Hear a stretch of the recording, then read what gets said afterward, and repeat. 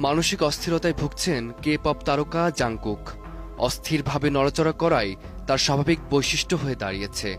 জাংকুকের এই রোগকে চিকিৎসা বিজ্ঞানের ভাষায় বলা হয় এডিএইচডি।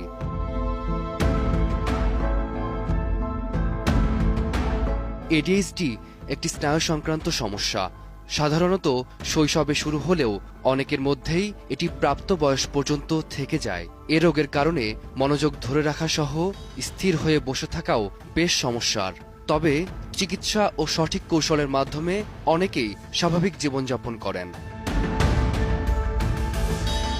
সম্প্রতি আমেরিকায় মিউজিক ভিডিওর শুটিং শেষে দেশে ফিরে এক লাইভে নিজের অসুস্থতা নিয়ে খোলামেলা কথা বলেন জাংকুক।